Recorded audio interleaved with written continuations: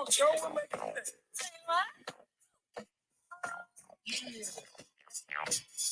You like to talk with your we're gonna change some of that. The fuck in your heart, baby. Smoke not only kills, it helps kills. Nah, before we do that, I'm gonna take you to the crib and drop you off to some.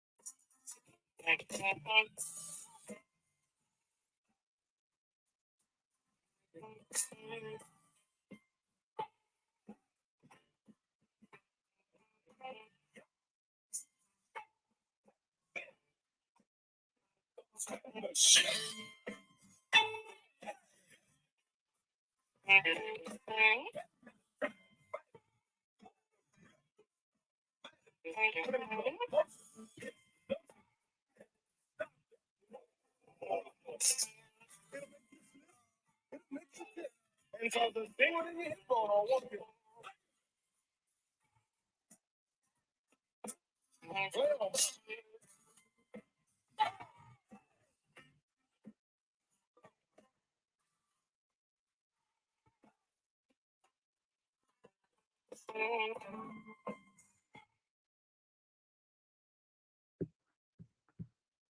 hello, everyone. I just wanted to welcome y'all. Thank you for being here. This is I just wanted to kind of put out some positive energy out here about what we can do, and it's a very crazy time, but it's a very good time. It's a very good time. Can you hear me? Put a one, Aaron, if you can hear me, because I am talking now. I wasn't talking before. I don't see if is the mic working? Yeah, good. Okay. So basically, what I wanted to do was I have done that broadcast in the past where I talked about this, and might not have been seen, and I did it on my Carrie's channel, and a lot of our stuff is very much shadow banned. We do not get viewed. They don't want this information out there. So I decided I was going to go ahead and represent a little bit at a time so you guys can kind of get the info, because people say, well, what you're doing, okay, cool. Can you share what you're doing? Whatever I have, but I will continue to share it, and I will reshare it, because like I said, we are very, very, very massively shadow banned, and people don't get the information that I put out. So let me go ahead and share it. Now, going back as and that was, by the way, that was George Duke, and that was called Reach For It. Because that's what we need to do. We need to reach for it, because right now we see all this dismantling of the elite. Mostly right now they're aiming at our music and movie stars are next, and media stars, and everybody's being dismantled. All the robes are coming off, the blinders are coming off of us. The emperor's wearing no clothes where they've been not wearing no clothes. All this stuff is coming out. All the the illegal stuff, the disgusting things, demonic stuff that's going on behind closed doors is coming out. Why? Because this is really the age of truth, and it's also the age where this demonistic stuff ain't working. The demon tricks ain't working. We don't understand how much they use deception and lies to win. Like every day we believe the people are dealing honestly and up front with us, and it's just a hard road that we have to work. We just got to be extra good and work extra hard. No, we are working extra good and extra hard, but everybody else that's way ahead of you, they're cheating and lying all the way.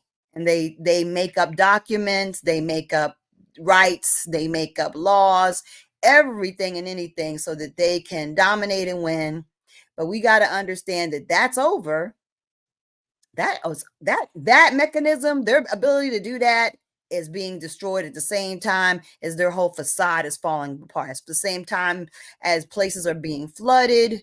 Literally, that's nature. Nature is mad, upset. The ancestors are upset. The planet is upset. It's an upheaval of the toxic state of affairs on the planet, and it's the entire everything, the energy fields, the nature, the air, the sky, the soil, the ocean, everything is like bleh, spitting all that crap out. Like it's all this toxic demonic energy is being spewed out. It's being literally, it's erupting, it's no longer tolerated. It's been tolerated for hundreds of years. It's over. And that's really hard for people that are used to being able to get away with any demonic act that they want, any lie that they want. Everybody believes it. They're so used to it. They don't know. They don't understand not working. They don't understand, putting out drugs in a community and it boomeranging and killing their own people. They don't understand that. They don't understand that. But this is happening. It's happening in droves. They understand putting out toxic drugs, and then you've got a 700 increase in deaths in your community. 700% increase in deaths. That's the kind of things that are happening, but nobody's talking about it because it's embarrassing and it's scary to them, to the demons, to the demonic people of all colors. Okay, of all colors and creeds. They are demonic, elite people. And some are not elite. They're just demonic. But they're going down. So right now, it's important for us to break free with our genealogy. Now, yes, a lot of these sites are, they're compromised because of who owns it and who's changed the documents and who, but there's still a lot of truth. And not only that, the real major powerful part about it is that a lot of you have distant cousins and kinfolk who have already done trees and saved documents that predate a lot of these changes. And so what they have stored is some really good information about your family history. So that is something to cash in on. In addition to the fact that Ancestry at this time, you can go to libraries and use it for free without having to use a trial thing or whatever. There's workarounds, right? And we underutilize the libraries anyway. And at this time, I would tell you, head to your libraries, head to your thrift stores, head to your garage sales, because a lot of books are disappearing. And you need to be able to access the real historical documents and periodicals, like and books that contain these records. Okay, so with that being the case, okay, so we're breaking free with genealogy. So you have somebody in your family. Maybe it's not you that's done it. Maybe it's an aunt. Maybe it's a cousin. Maybe it's a distant cousin. Maybe it's somebody you don't know. Don't hesitate to reach out to somebody who you don't know, who's you have common ancestors with, and share that have them share that information with you. You may have, most times you'll find that these distant relatives, first of all, they're your kinfolk. They're not your kinfolk. They're your nation. And when you reach out to them, you may be finding someone more like you than you can imagine, more on the same page with you than you ever thought, more actually in tune with how you think and feel than your own siblings. Okay. So don't hesitate to reach out and extend who you are as a people and family. That's a very important to do, going to family reunions, very important. We just had a big family reunion summer. That's the major time from spring to summer that we have a lot of family reunions. Don't hesitate to try to get yourself invited to them. Join the Facebook pages of people who actually have family groups. Facebook is known for that. They always have like family family pages. Those are usually used to organize family reunions. And by looking at the people that are within your surname and within your region, that's how you kind of figure out, oh, this is these are my people. Like, that's how you figure that out, by doing it. So basically, I would really recommend that we do that. That's really important to do, is actually getting involved with these pages and joining these group pages. You know what I'm saying? Also, funerals. Funerals are not ever, like there've been a lot recently in a lot of families I know.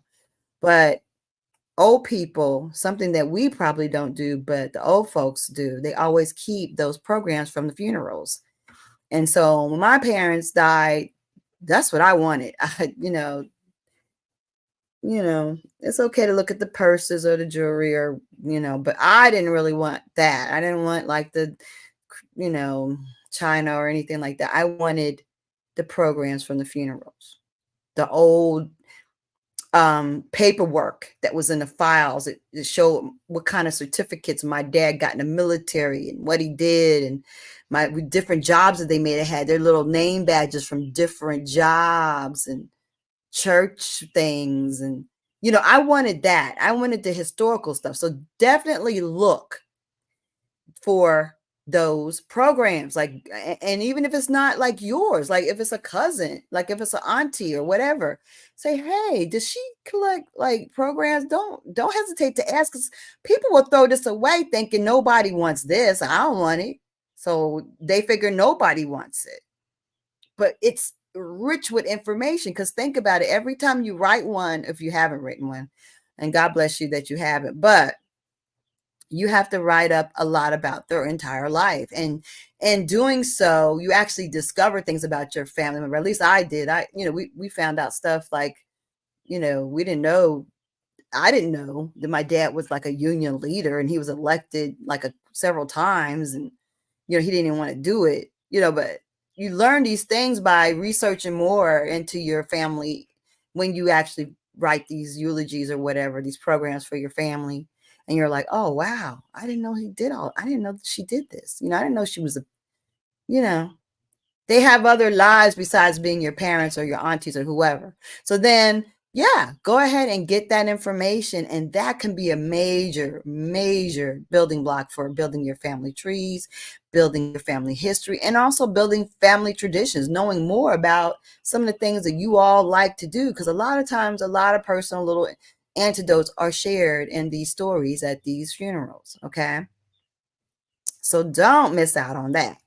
Don't miss out on that valuable information that is gained through programs, through eulogies, through funeral programs, through what is said, the antidotes, the stories that shared at these funerals, and also at family reunions. So let's utilize that and utilize Facebook, even though it's considered an old person site. I am one of those people.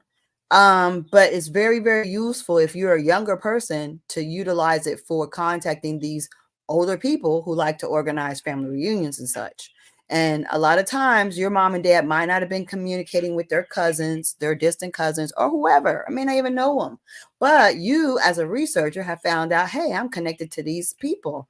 So it doesn't take anything but say, hey, my name is so and so. I'm a, Smith or Jones or a Johnson or, whatever it is. It may be a small or, sample. You just say, this is my family surname. Hey, I see you're planning a family reunion. Might I be able to come? Or, you know what I mean? How do I, get the information for my family to come? Stuff like that. And invite yourself to the family reunion, It's a good thing.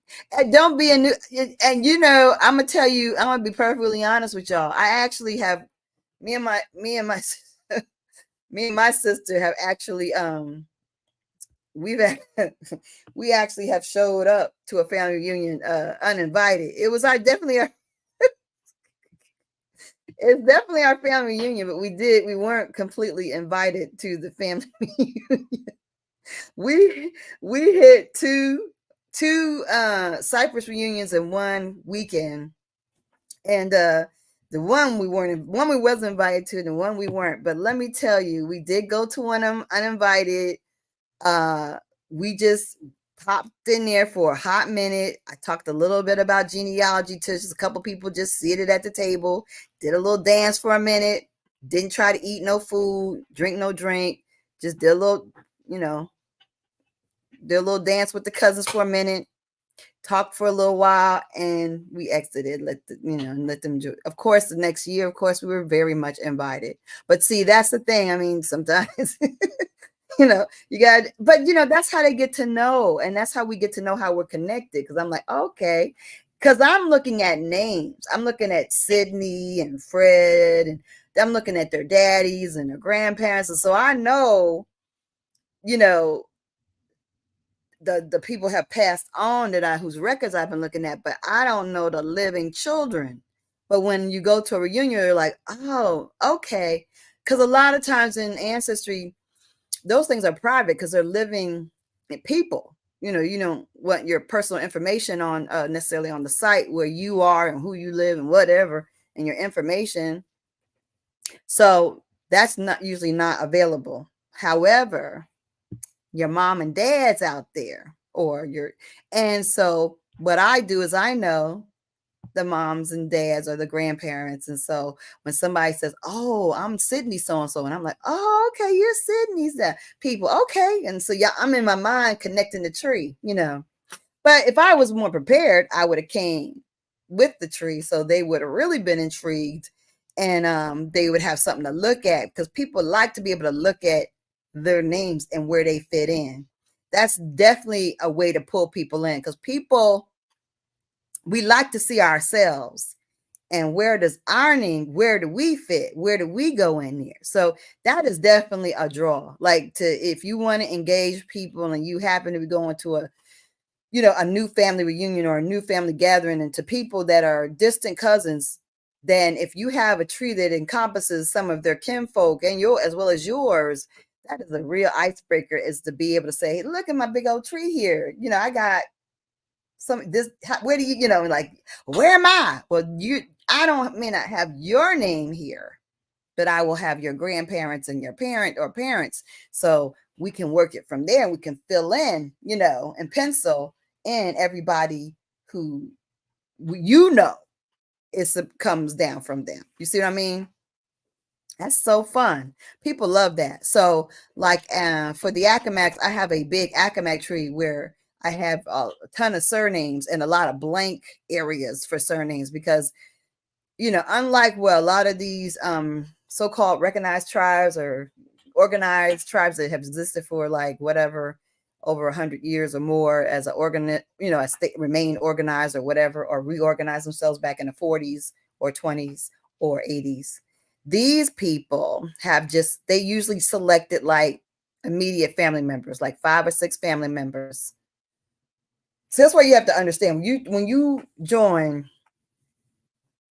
a nation that's already either recognized or organized and whatever. It was a few people that just said, okay, yeah, we know we are who we are. We got our genealogy.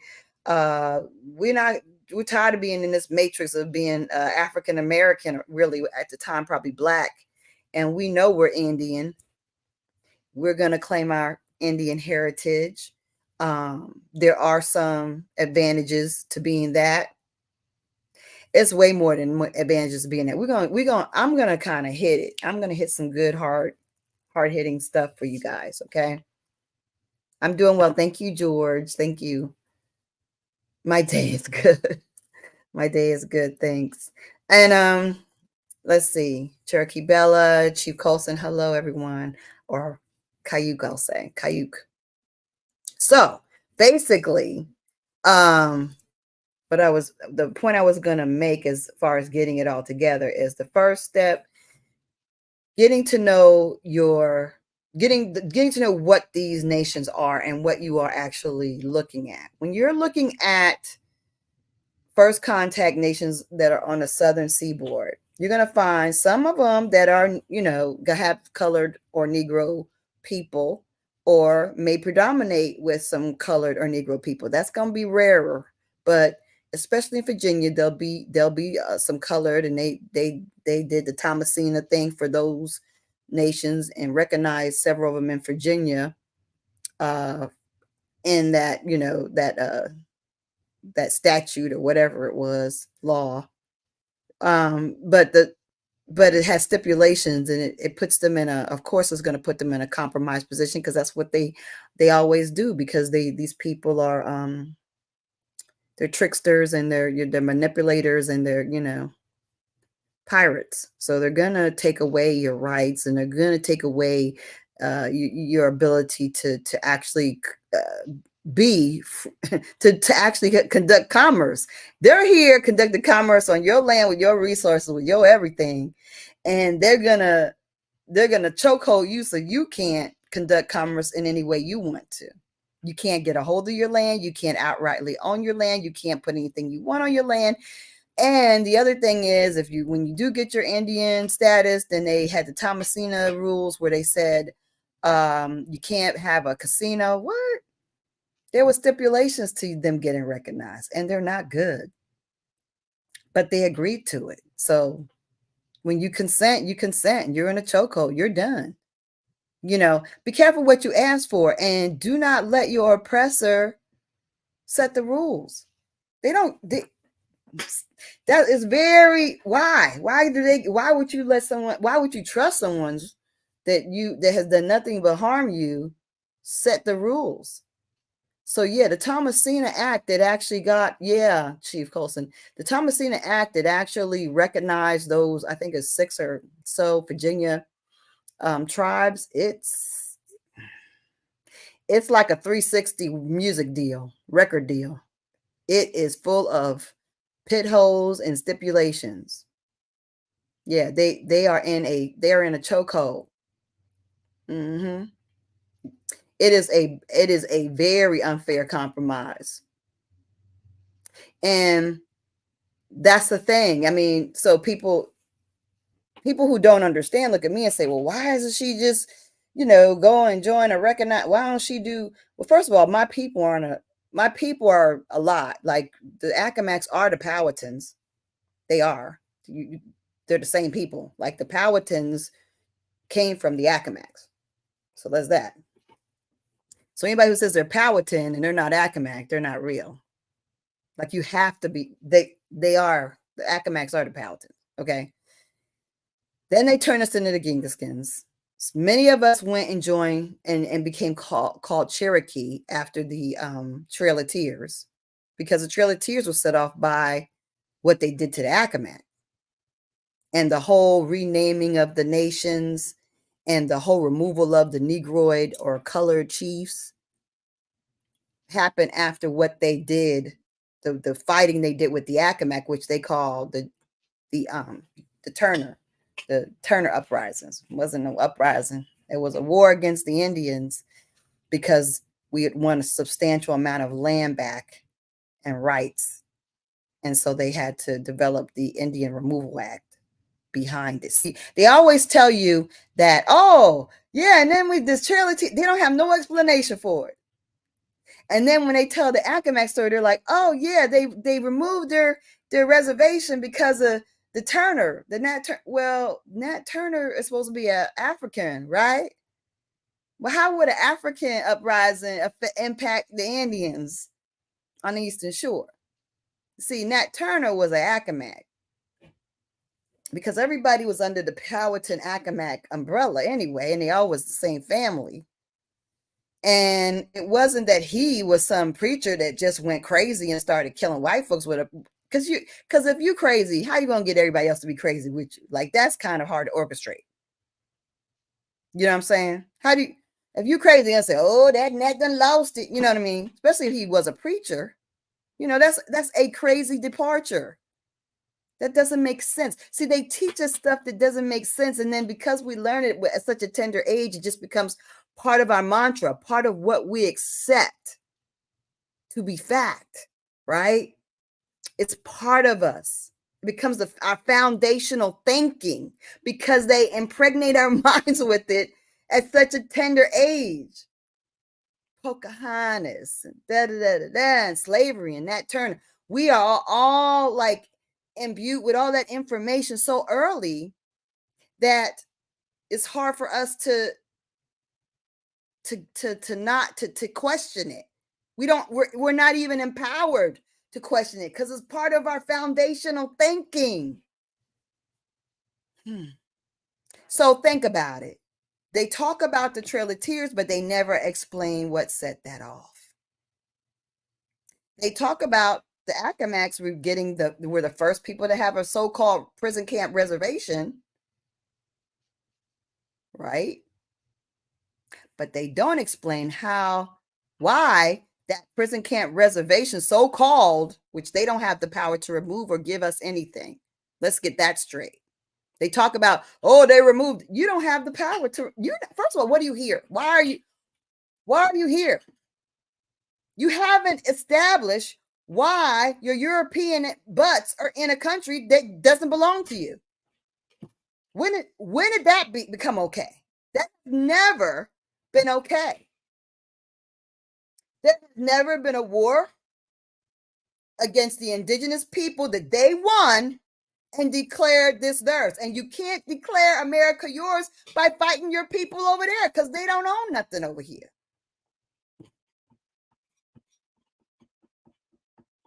And guess what? They treated it like that. They treated us like they didn't own anything too. They treated us like it was a business contract, and their heathenist, daggone criminals that they brought over here treated it like this belonged to them. And we couldn't anticipate who the bad guys were going to turn out to be, because they all were trying to act like they was good guys to us. But they never outright, honestly, in our face, fought us and said, this place is ours. This place is still ours. They fought our minds into thinking we're someone else. They fought our minds into thinking we belong or can't, or they transported us here, as lazy as they are, y'all, please. as impossible of a task that would be. It's illogical. You don't, first of all, if you look at the original records, people say 1619 is non-existent. There's no such record of 1619. That's a fictitious story. The only records that exist from 1606 to 1622 are the importation of prisoners from Europe, prisoners and orphans. Now they're predominantly probably melanated Europeans. What do I mean? I mean dark-skinned, brown-colored appearing Europeans were the first ones to come to this country, period. Of course they would get rid of the dark ones out of Europe. Why wouldn't they? This is how they roll, right? So the first slaves and the first orphans appeared kind of like us, which made the incoming mellow and easier because we vibe with that. And that's why it's hard to get to the truth, because what was really done was sly and subtle. And the people that really came in were not different.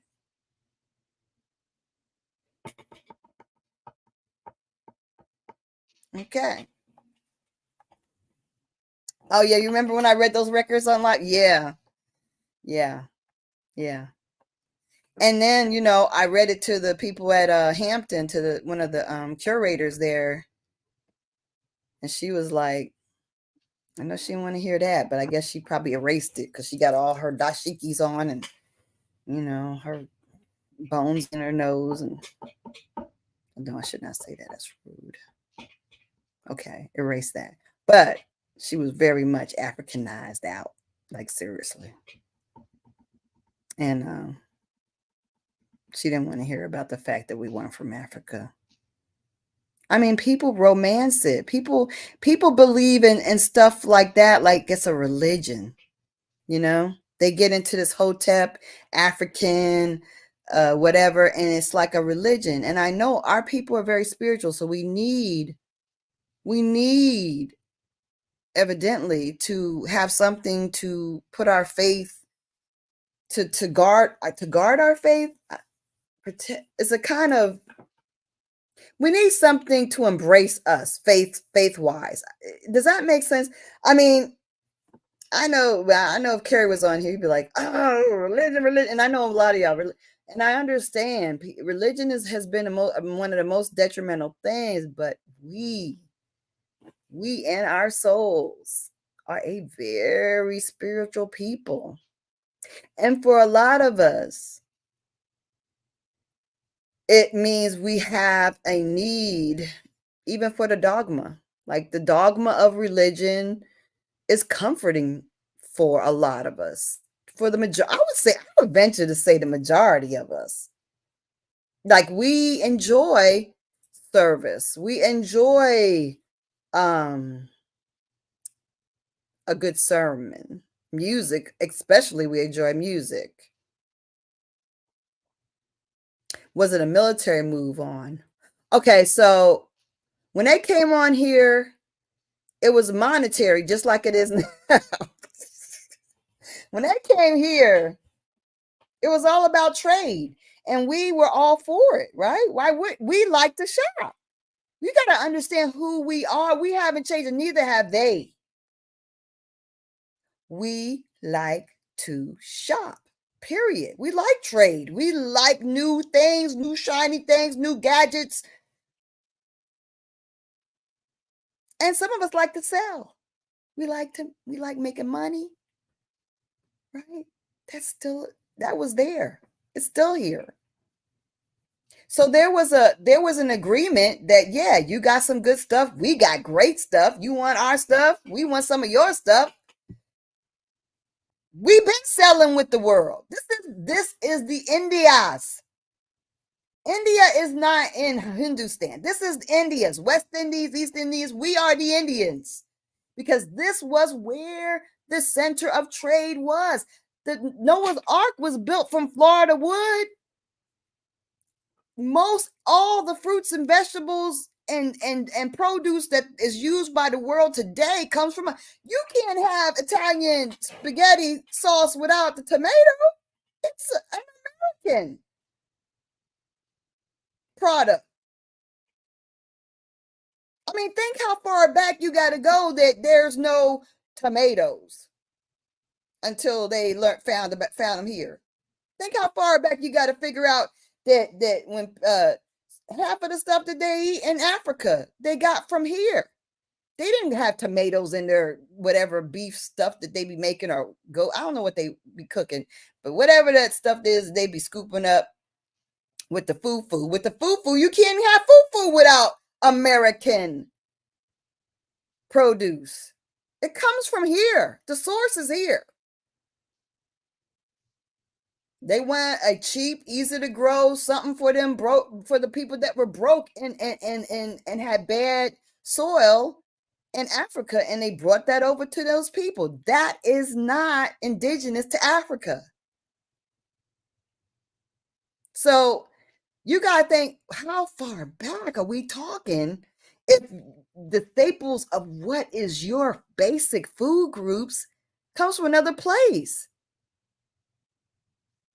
Who was first? You see what I'm saying? So trade was paramount, and it still is. You see what's happening with the ports being closed down? Now they're temporarily opened again, I guess, but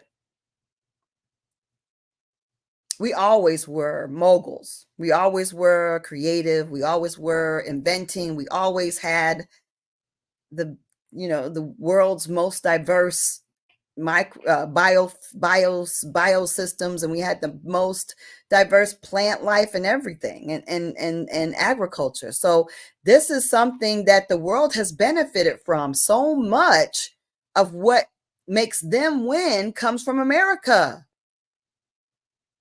And they are still winning. Now they're winning really. And then we think, oh, slavery really fueled. And we're still fighting about slavery. Like, so the slavery of the past, like it's over, y'all. Like we really think it's over.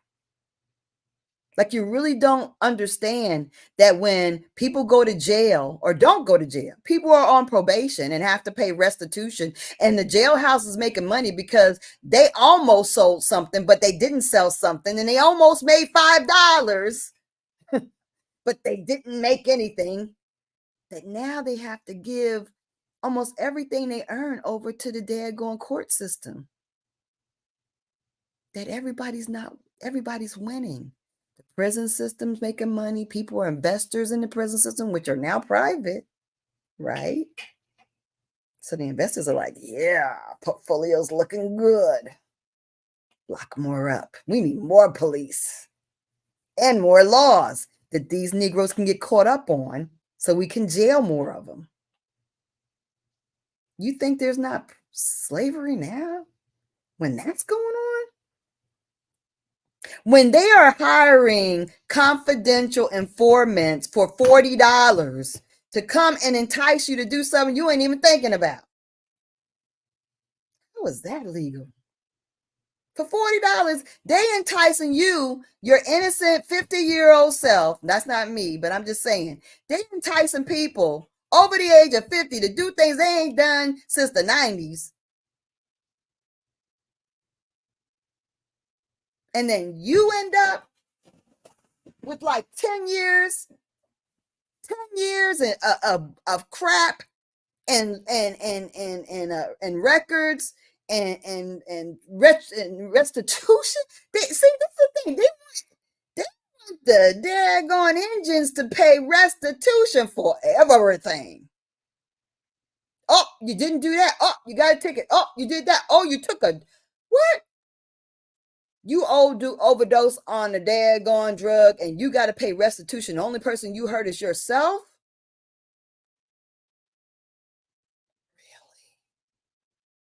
Really? And your attorney helps them charge you with it. Oh, yeah, you got a good deal. This is the best you're going to get. Wow. That's the way that's happening every minute, every second. that we are breathing that's happening. And people are making dollars and dollars and dollars and thousands, millions on us. This is way more lucrative than slavery. Way more. This is better than slavery. And we're not even talking about the other kind of slavery where they got children and they got women and they got boys. We're not even dealing with that because that's on an all-time high. We got the whole friggin' system of foster care. Oh, you don't even own your children. Somebody could just say anything about your kids and take your kids from you. And then they're in a system and they can do whatever they want to those children. Horrible things.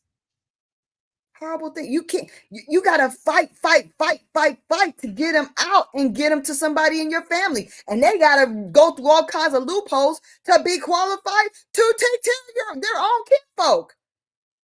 Whereas you got these demons and they taking their kids into the house and exposing them to every unconscionable thing.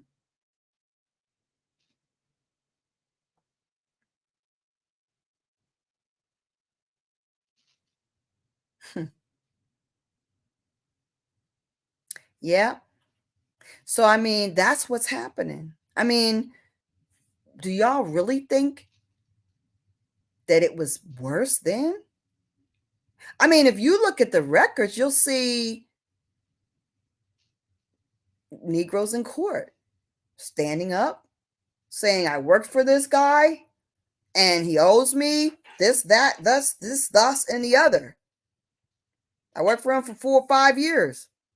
This is in 1650. And he wins. Couple of brothers, sisters, they fighting over something else. They arguing over this or that. We were empowered. We established the judicial system that in which we stood up and represented ourselves. So because we had to. Because if not, why is it different now? Why would it go from self-represented and we do everything and we talk and we stand up, we know how it works, to this part where we got to have a lawyer? It changed because the people trying to run things changed. And that didn't change until way around the Civil War. Way after the Civil War.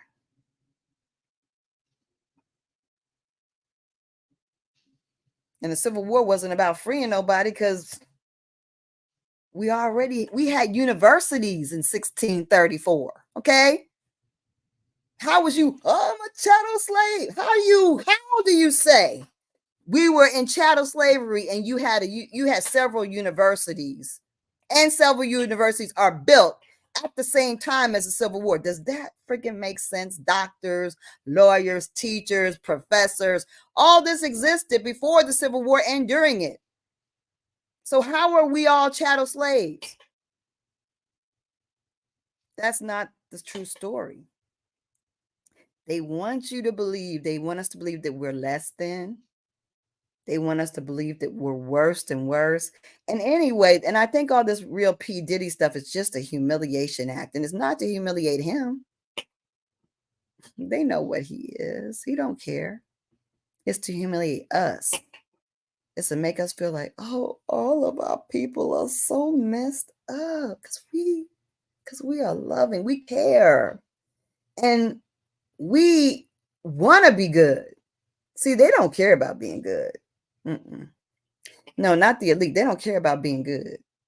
But we care about being right and being righteous and being earnest and being ethical. And when we see these people that are upfront and important being unethical and being corrupt, it chips away at something in our head and hearts. It does. It's a damage. It's a trauma. It's a trauma to us. Even though we watch and we think, oh, it's entertaining. No, really, it actually chips away and is traumatizing us. Watching all this stuff about watching all these people fall down, even though nobody really liked P. Diddy, I know. But there are some people that really did like some of these people and these factors, and some of these other people that's going to be coming up, like, God help us, I hope Oprah and, goes down, as well as others that are demons. And, as these people go down, it's going to mess a lot of people up because they really in low key was worshiping these folks.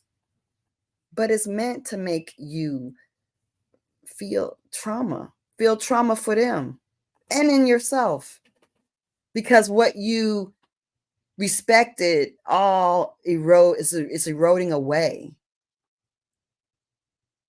But don't give them that power. They don't have the power because they don't see. The problem is we gave them the power to tell us who we should respect and who we should not respect. Right. And the most important person for us to respect is that person in the mirror. We have to respect ourselves, man.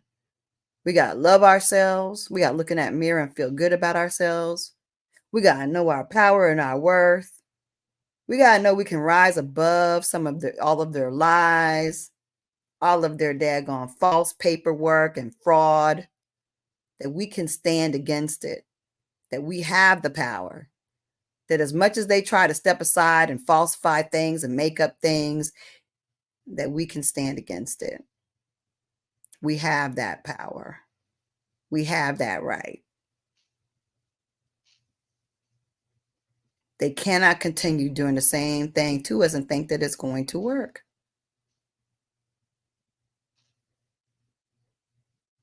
That's the thing.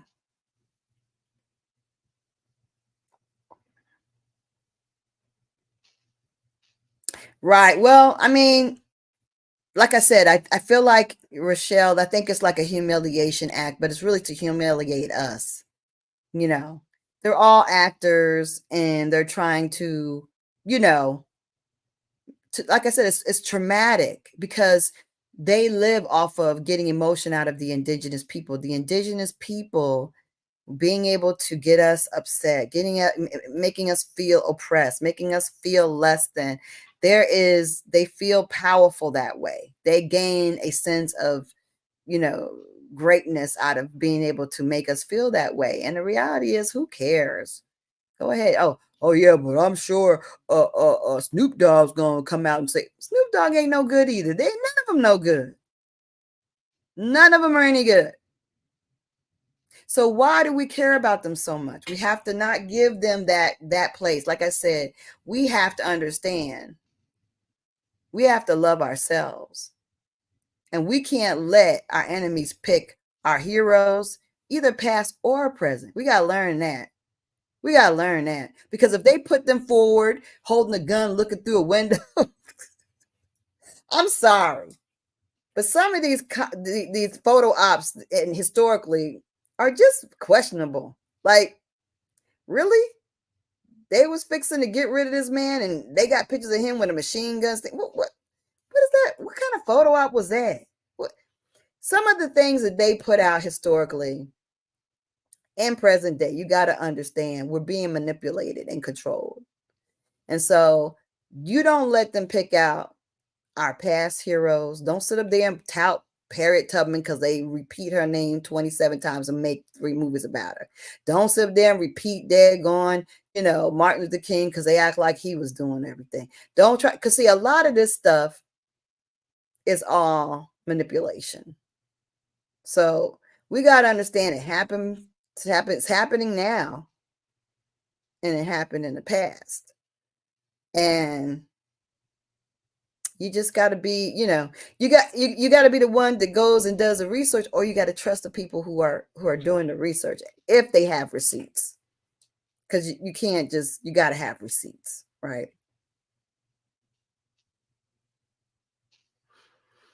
Magneto. Well, yeah, I guess they are. I mean, people, we have choices, right? We can stay in this system, but if we don't make a way for us to go in the other direction, then we don't have any choice, right? So, you got to understand, we have families. We are these Indians, okay? Just like in Mason, Tennessee, these people, although misnamed as Negro or colored at the time, these are the Indians, right? And the half the battle is knowing who you are. The rest of the battle is finding out what that means for you. Okay.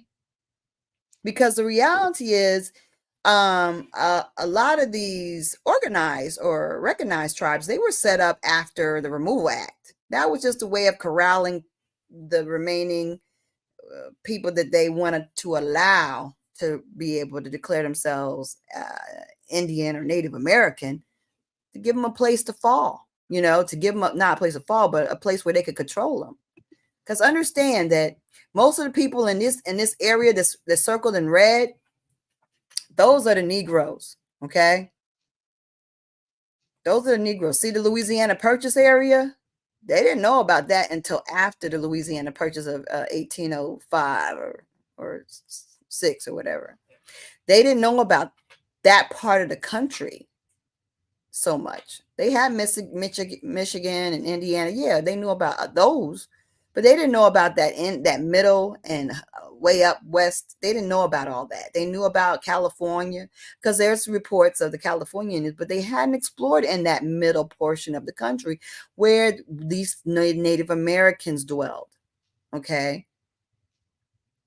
And a lot of those were just not so much Native Americans, but people that were left over from the gold rush and the railroad, because they allow people that worked on the railroad and Asians that worked on that came here for the gold rush to classify as Indians. And if you don't believe it, let's look at it. Let's look at the proof. The fact is, in 1854, Chinese legally classified as Indians.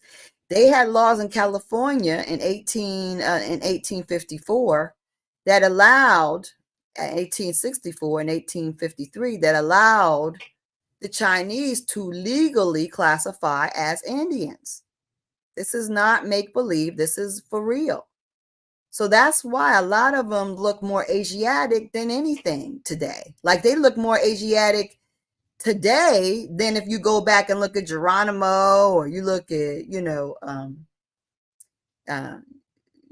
Sitting Bull. They didn't look that Asiatic. But if you look at some of these people that say that they're Native American today, they look a lot Asian, because they have an additional admixture of Asian that came through in the 1900s. That's why they look more Asian. So we got to see, we have to understand things within the context of history and law and what really happened.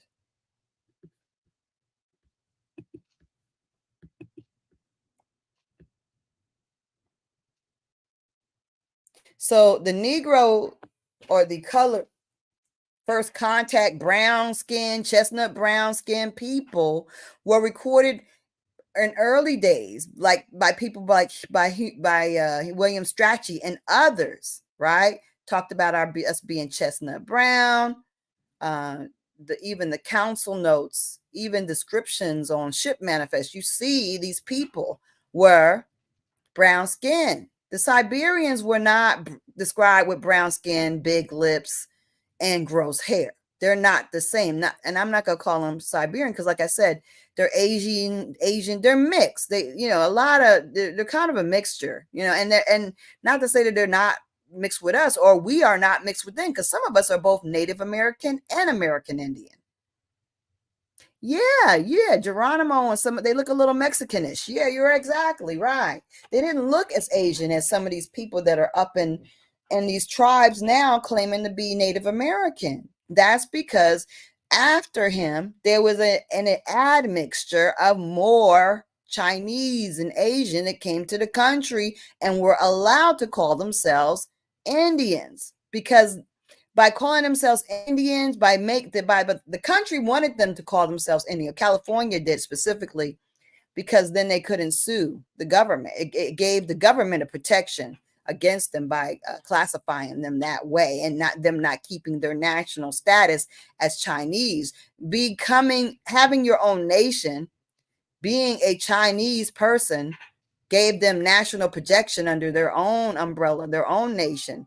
But if they became like wards of the United States, Native Americans are like wards of the United States. Y'all get it? You feeling me? Becoming wards of the United States rendered them powerless against the United States. And that's why it was encouraged that the Chinese, by law, classified as Indians.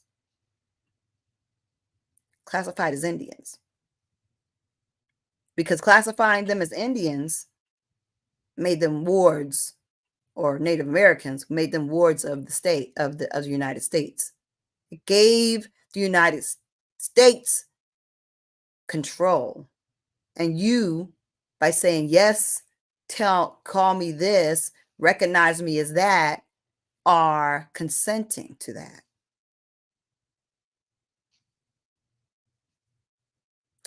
Yes, exactly. Changing their nationality also allowed them to not only use their funds on them, yes, and they did with our land whatever they wanted to. They said, okay, we're not going to give you. And who's going to argue? If you're faking it, you're not really for real.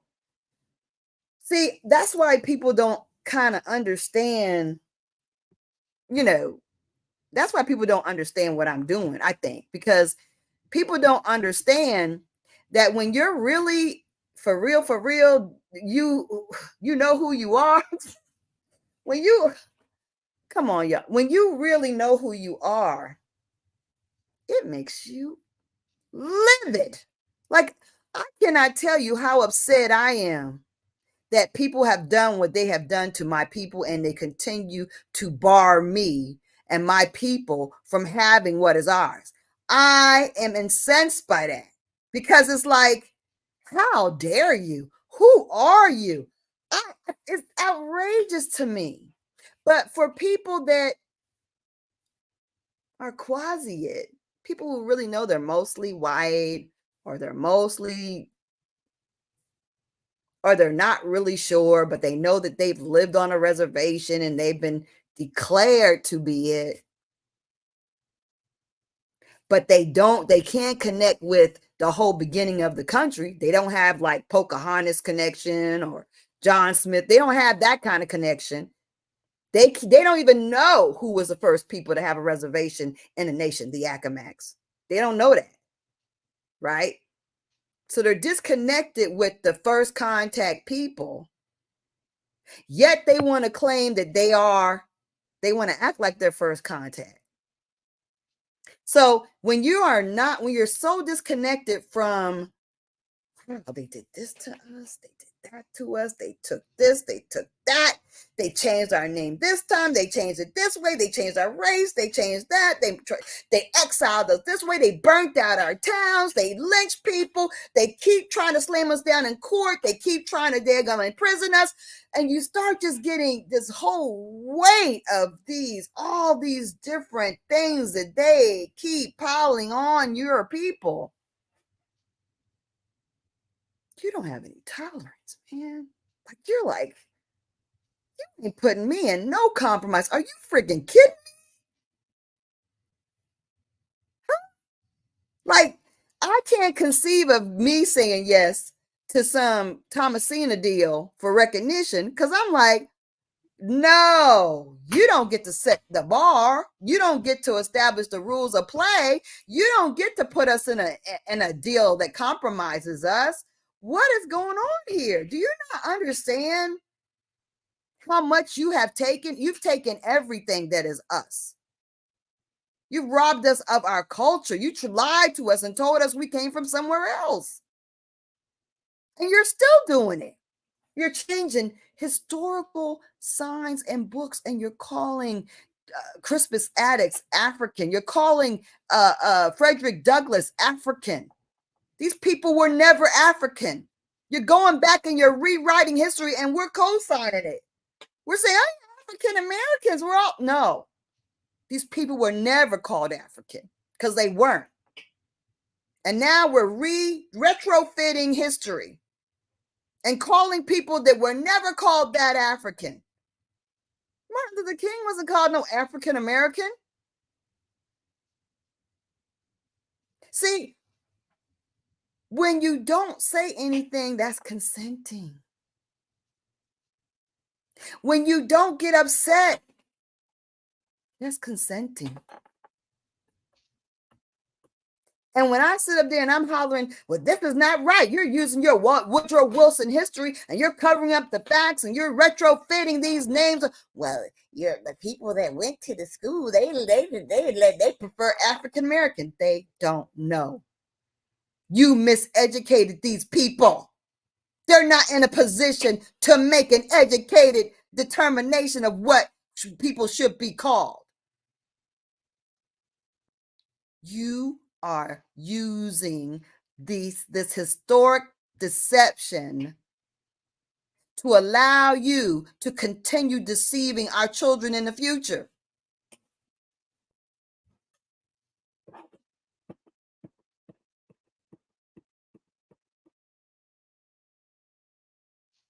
So now what? Yep, well, see? Everybody is something. And yes, we have to understand that in order to deal with these people, you got to understand. So if you don't really know it and you don't understand, okay, this is the thing that we don't understand. This is the other thing that we don't understand. Why am I so like this? Because the only way we can do things like change the prison,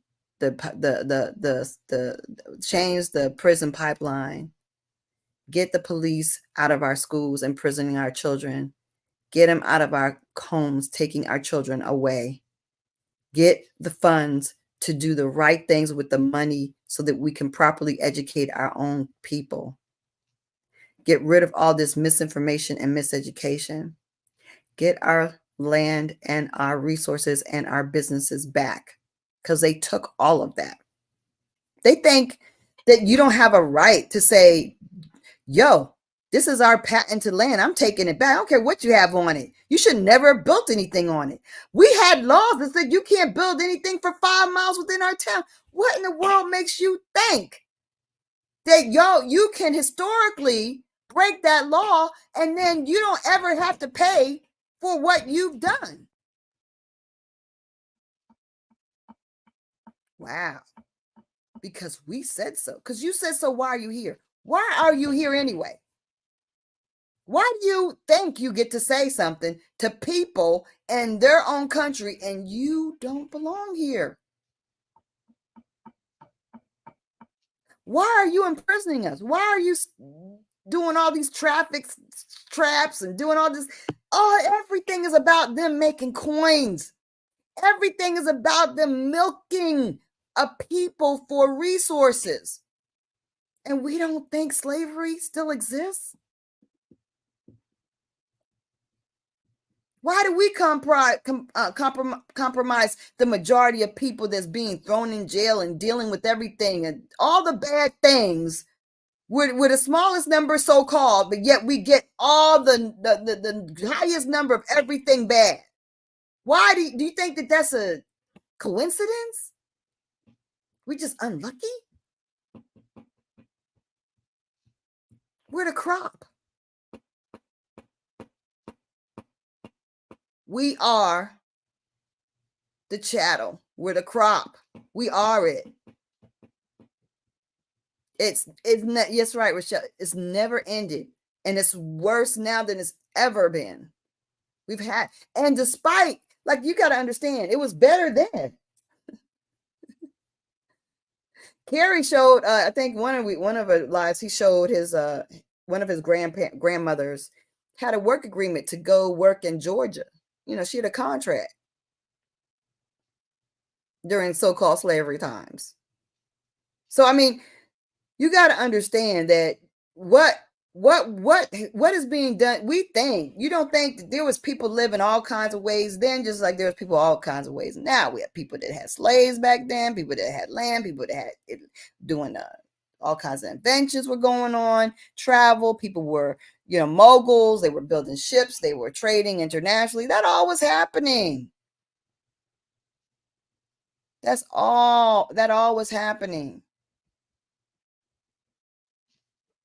Just like now, we got people that are on top of the game and they're winning, and they got great restaurants, they got great resorts, they got businesses, they're building things, they're winning in all kinds of different industries.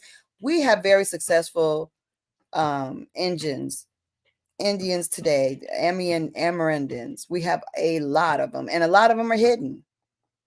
Heck, a lot of the new inventions that people aren't talking about, we don't even know that that's our people that have contributed these great inventions, like proton therapy. Sister did that. But see, the thing about it is,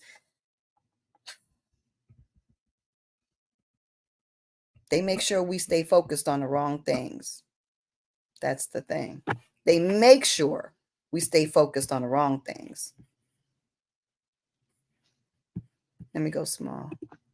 So anyway, the other thing about Virginia, and it's not being Africans over here, in this country being brought here, is that even the governor of Virginia said in 1708 that before the year 1680, what Negroes were brought to Virginia were imported generally from Barbados. For it was very rare to have a Negro ship come to this country, quote unquote. That's the quote from Edmund Jennings, Virginia's acting governor, okay, in 1708. He was talking about the importance of the Caribbean market. There were no Negro ships. It was rare. Very rare. There be none. What Negroes were imported came from Barbados, and Barbados is where they took the prisoners of war. They would war against us, which we were constantly warring against them. Understand that. We were constantly at war against them, trying to get them out of here. But they used the revolution to bring all kinds of Europeans onto our shores. They literally outnumbered us by bringing everybody they could to our shores. That was the plan.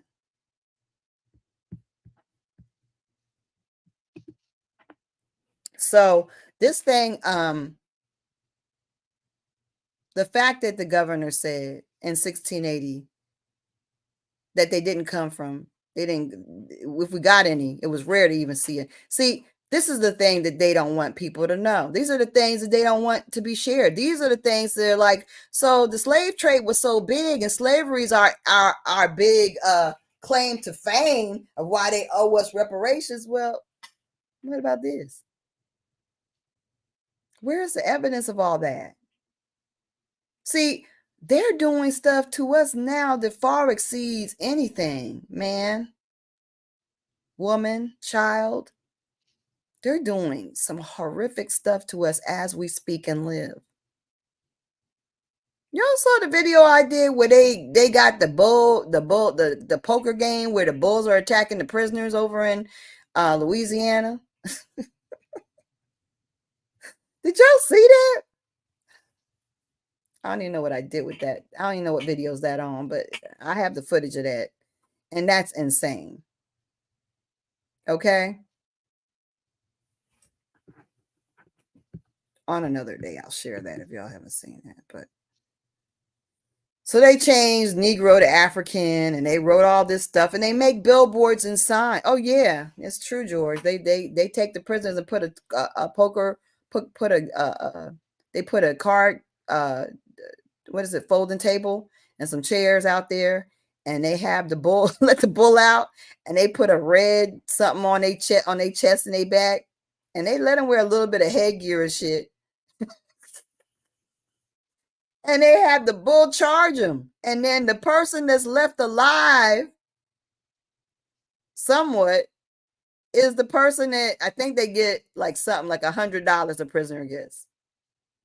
Yeah, that's they doing that in my right now. They doing that right now. And God knows what else they doing that we don't know about, because we wouldn't know. We wouldn't know. Just like we don't know that our cousins are getting thrown in jail for $5 that they never got for a phone call. They didn't even touch a drug. They didn't transfer a drug, but they just $5 for the information on tape, and they got all this time they got to do, and all these consequences and restitution they have to pay. See, unless you actually are exposed to it, you won't know. And you won't even I don't even know. We got to be more aware. And then they glamorize it and they show us stuff on television that is nowhere near the reality of what's really going on in the world, or how things are really happening to people. And we got to be more in tune with each other. And I think we need to check in with each other more. Like, we need to be more in tune with the check-in, with knowing what's happening with each other. So when I looked at this Mason, Tennessee, I want to go back to how I started, and that these people are the Indians of Mason, Tennessee. Let me get that. Let me get a little different view. Yeah. And yeah, I'm going to be a little small. And I'm going to go ahead and go to that one. So Mason, Tennessee. If anybody want to come and join, I will put the thing in the thing, and it is on my StreamYard scroll there or whatever. And I will. Let me see. Oh, okay, hold on, y'all.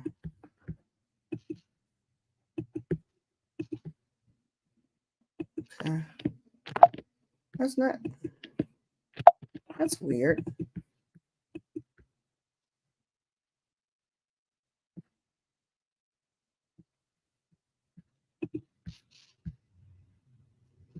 Okay. Now I might be able to get it. Okay. Copy. All right. So yeah, real Roman circus. Okay. Yeah, you're right. It is like a Roman circus. That's true. That's a fact. Okay, let me start sharing stuff. Yeah, that's right. Take a buck and you survive. They play. That's the games they're playing with us as a people, and we don't even understand how this is going on. And then you go to, these other states, Texas, Louisiana, whatever, and the prison guards are all foreigners. They're all Africans, and they have a disdain for us, and how the hostility grows, especially when you're in that environment, and it's them against you kind of thing. So it's building, I think, a whole subculture of added disrespect and added hatred amongst these immigrants against us, So here's some of the people that were in the town of Mason, Tennessee. They were in charge of it. And I don't want to dwell on it, but I did, like I said, I looked into the genealogy, because I was like, these people are indigenous, right? These people are indigenous. So I started looking, and it didn't take me but not no time to go and find this Charles and show that this person existed before the town and the county existed, right? Your family pre-exists the county and the town. What does that mean? See, people get caught up in, I ain't get back but to 18 whatever, or whatever, but they don't understand that if you pre-exist the county or the town, what are you? You are the indigenous person.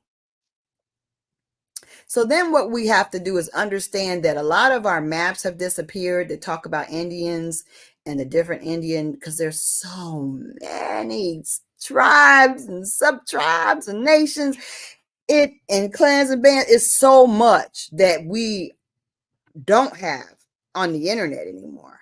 But just a few years ago, there were so many websites that showed the Indian names, nations, tribes that you could just reach out and grab. Now they're hidden.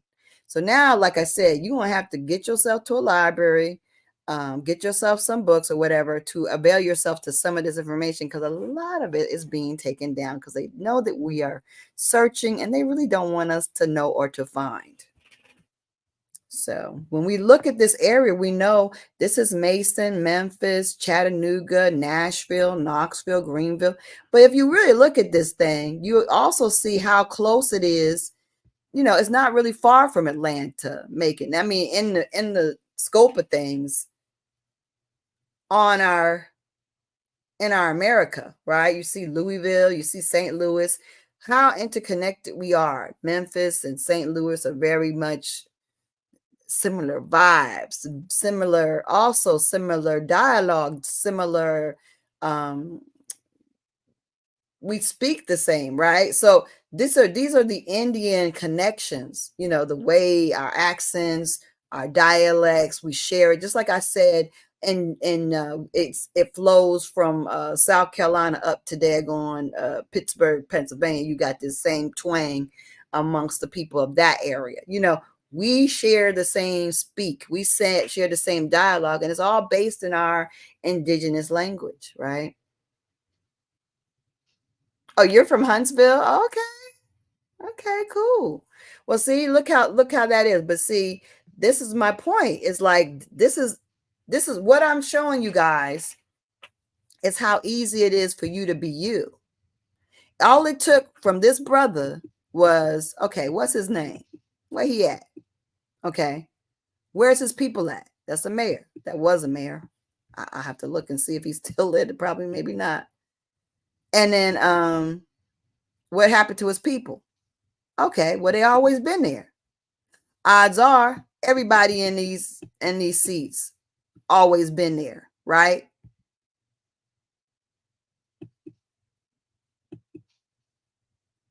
There you go. And then if you look at Nashville, Knoxville,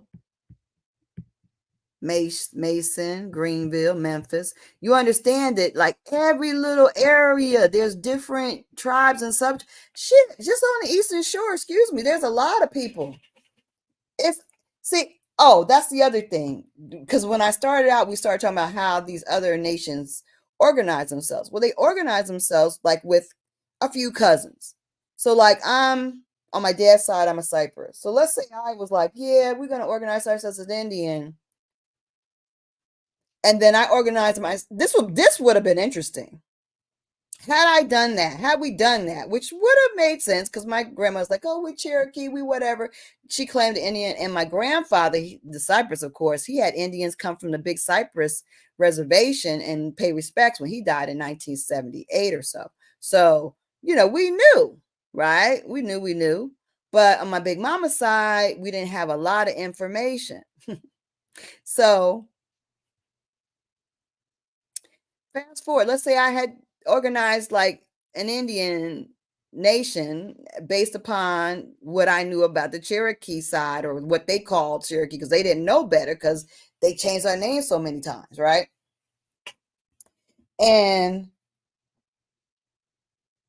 now, because what I know about the Indians, I would have just probably assumed Cypress, Smith, maybe Fitchett, maybe, you know, a few surnames, Mac, Spade. You know, I would have picked maybe 5 to 10, maybe not even 10, maybe like 8, 5. See, that's what they did. They picked like 5 or 8 surnames and organized their nations. A lot of these nations that you know to be Notaways or whatever they may be, or Pamunkeys, they use like 8 known cousins, surnames. But there are hundreds. There's so many people. Oh my, I mean, I can't keep track of the surnames that are connected to being Accomack. I mean, we're a big kingdom, but even still, like it's so many people. Fitchett. Fitchett could be related to Fitcher, but we have Fitchett's, and we have a whole Fitchett graveyard that's huge by the Bay Bridge Tunnel. It's a huge, and they had a huge farm, and they didn't even know about it. They have a road named Fitchett. Anyway, but yeah. So you look at this, then you look at that, right? Shawnee, Yushi, Cherokee, Chickasaw. Now these aren't even like what Rochelle said with the names. Woodwoos, whatever. See, these names aren't even the actual root. Now, Quapaw, that's a good one. But see, there's even more names in this smaller little subtribe. Cherokee is a United States name. Okay, more so. It's more European washed. Put it like that. But there's even more sub-tribe names than Chickasaw and Shawnee. There's a lot of sub-tribe names. But this is, look at that. This is the location. But just imagine it not being 1, 2, 3, 4, 5, 6. Imagine it being 60 or over 100. That's more realistic for the number of nations that exist in this amount of territory. You see what I'm saying?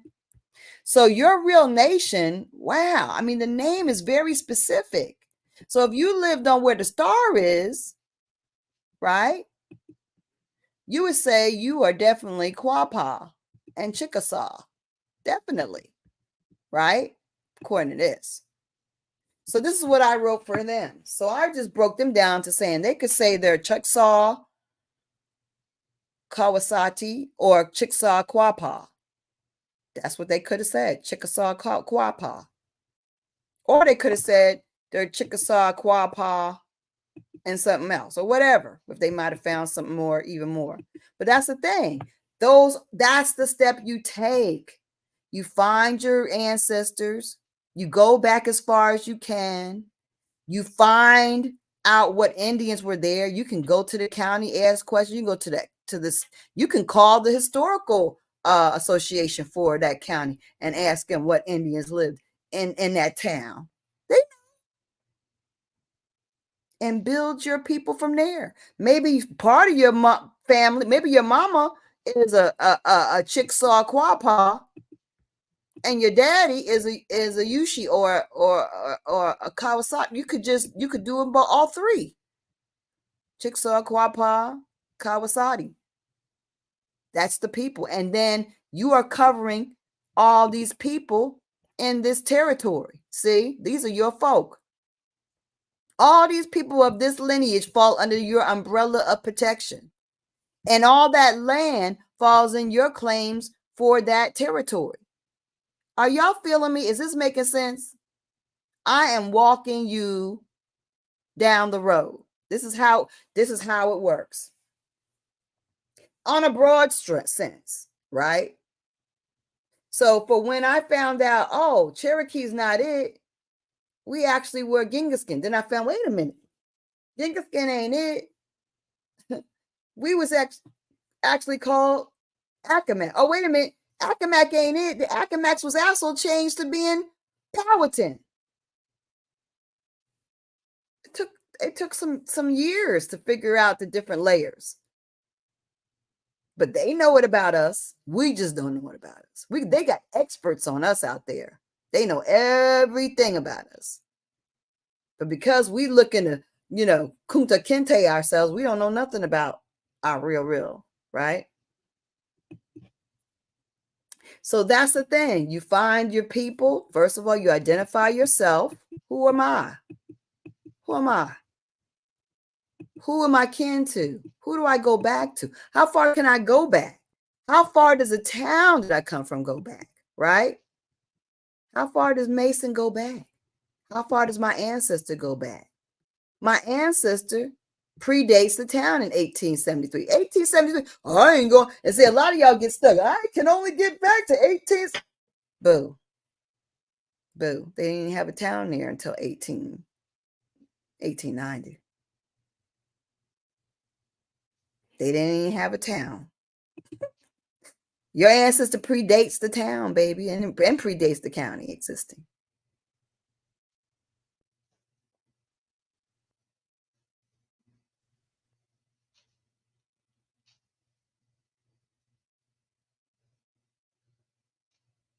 Oh, that's good. Okay, well, you're an Accomack then. If you're a Powhatan, you're an Accomack. Okay, so so this person in this picture that we looked at, he could potentially be, he definitely is, based just on the genealogy we just put up, a Chickasaw Quapaw. He definitely is. He also could be a Chickasaw Cosada. But so now he's identified who he is. Ain't nobody else talking about that. They can become a nation. There's a pitfall into organizing yourself with the IRS as a nation. They got some pitfalls and controls there that you might not want to claim, because they trying to control you as when you organize yourself as an Indian. They trying to backdoor mess you up with that. But just be mindful.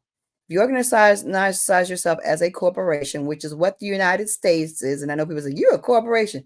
The United States isn't a corporation. You got to fight fire with fire.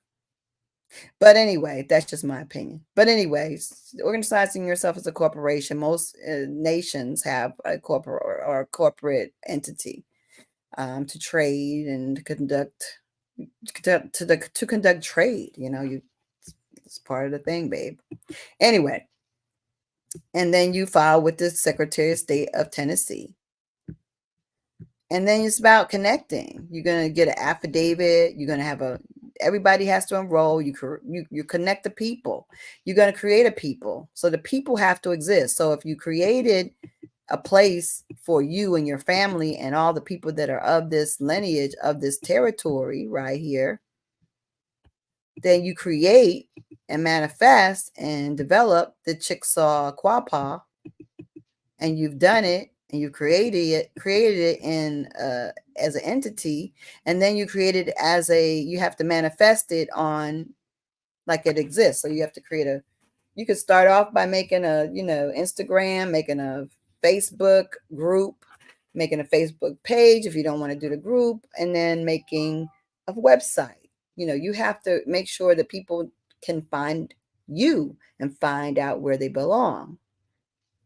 You get people to enroll. You develop enrollment sheets. You do an affidavit to make sure that they're not identifying as African American, and if they are, that they change it to what they really are, which is Chickasaw Quapaw. The affidavit should be very, very particular. It should talk about your history and what happened to your people and your history in Tennessee. Right? You send it to all the pertinent government agencies, everything possible.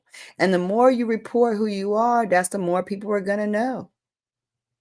You have to be a presence in the county. You got to let them know, hey, we're here. We're not gone.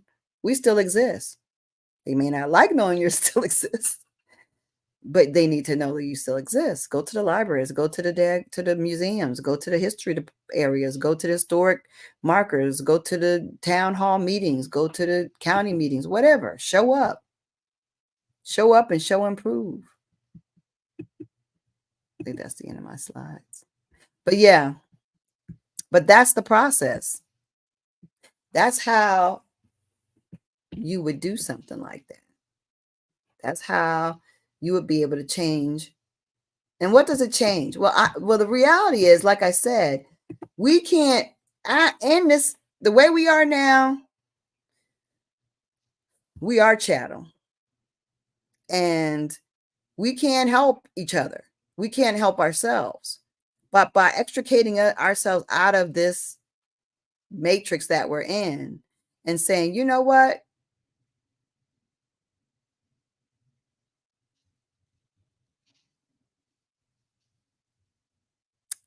We are the indigenous people here. We are the first contact Indians of this nation, and we are owed a debt. and it's recorded, it's historic, and it has never expired.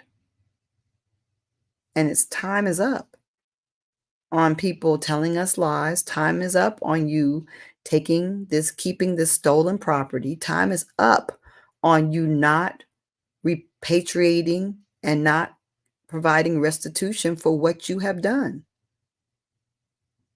And the more people that stand together and do that in unison, that's when big changes happen. But people thinking that if you're the Oklahoma Tulsa people and you're calling yourself African and they got African people wearing, do you know how happy them white folks were happy to go to Tulsa and wear dashikis? Because they know when you go to Tulsa and you got all these government political officials wearing dashikis, they don't know what their real rights are. And they know that they're still safe in their lies and their deception. And they'll live another day in their theft and deception and the wealth that they have amassed by, defrauding the indigenous people. Those old ladies are Indians. They filed in Oklahoma Supreme Court. You're an Indian. You are a whole nation. Indians don't file like that. You got to file as in federal court because you are a nation into yourself, and your land and your rights are protected as a nation. But see, because they're organized as African American old ladies who endured an atrocity, and they don't have any nation that can stand up for them. They don't.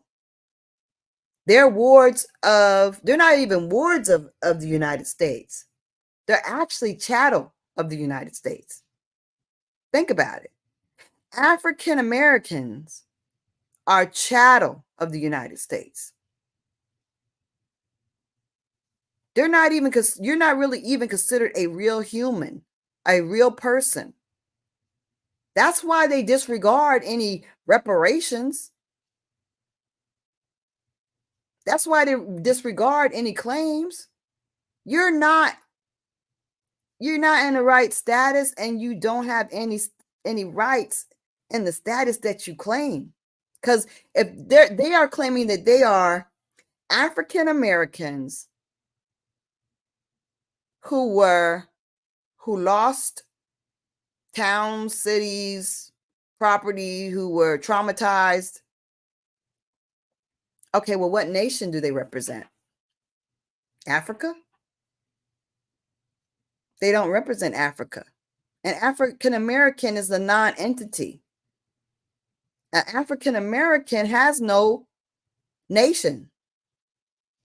It is fictitious and is a creation of the United States.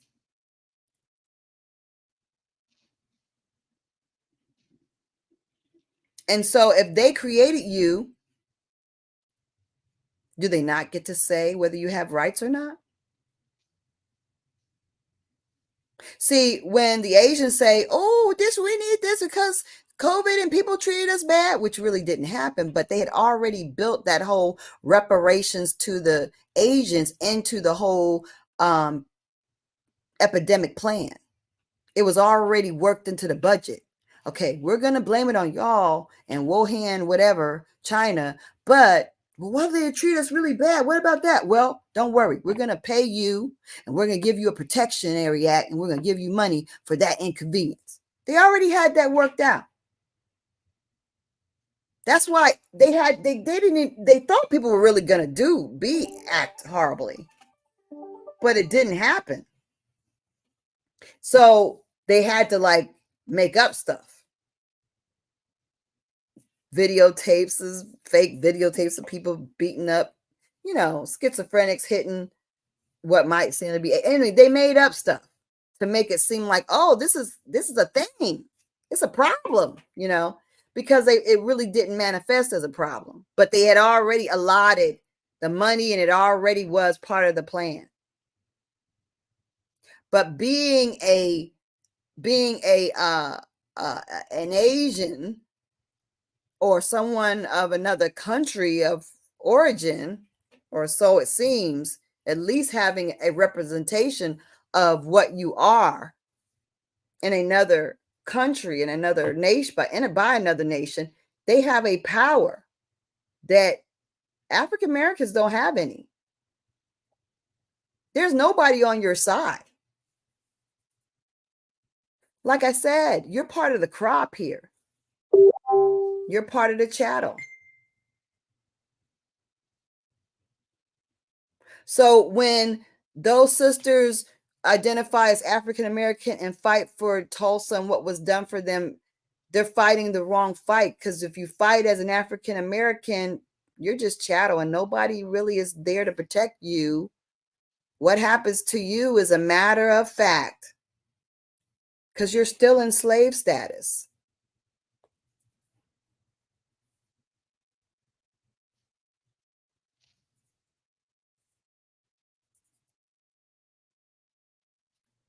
You're still in slave status.